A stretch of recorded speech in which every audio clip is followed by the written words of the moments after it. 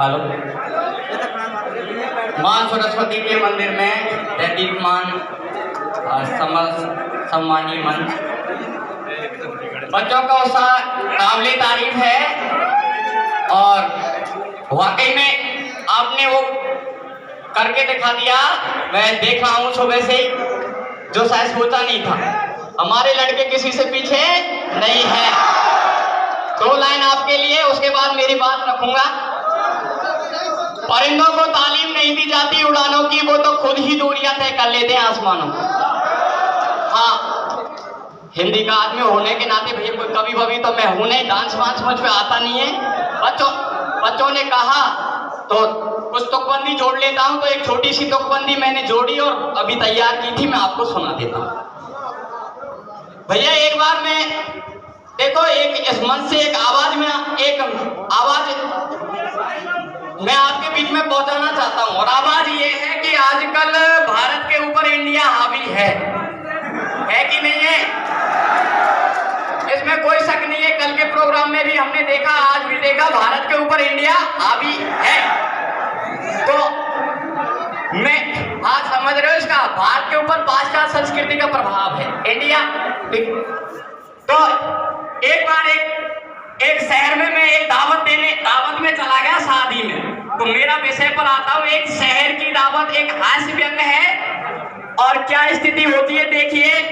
हाँ, मानते हैं आप कितने भी बड़े हो जाइए, लेकिन भारतीय संस्कारों को भैया भूलो मत। पहली बात तो ये है, मैं जब बारात में गया तो मैंने क्या देखा वहां का, मैं कुछ बता रहा हूं। मैं खाना आप ही खुद तय करना कि खाने की पार्टी थी या झगड़ा था। सुनिए, तो मैं बात शुरू करता हूँ। एक शहर की दावत, एक बार हमें भी जाना पड़ा बारात में, एक बार हमें भी जाना पड़ा बारात में और बीवी बच्चों के साथ में।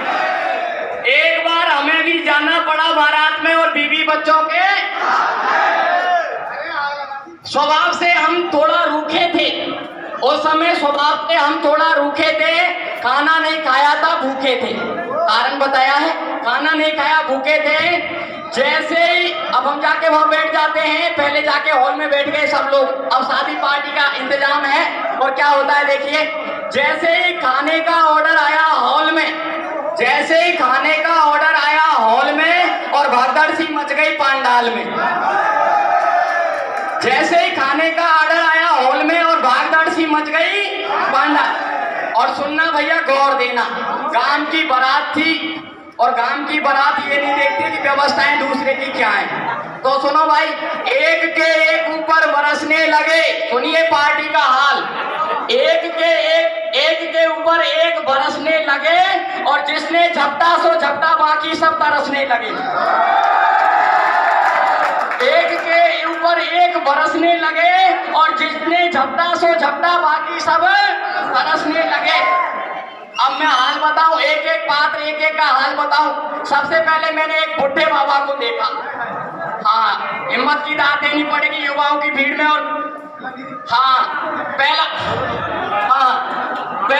पहला एक बुढ़ा था जो अपनी प्लेट में चावल की तस्तरी ही झाड़ लाया था। पहला एक बुढ़ा था जो अपनी प्लेट में चावल की ही तस्तरी झाड़ लाया, लेकिन एक घटना घट गई भैया। चावल की तस्तरी ही झाड़ लाया था, लेकिन उससे ज्यादा तो वो अपना कुर्ता फाड़ लाया था। लेकिन उससे ज्यादा तो वो अपना कुर्ता फाड़। दूसरी एक महिला थी जो पुरुषों की भीड़ में ताड़ की तरह तनी थी। दूसरी एक महिला थी जो पुरुषों की भीड़ में ताड़ की तरह तनी थी और उसकी आधी साड़ी पनीर में सनी थी।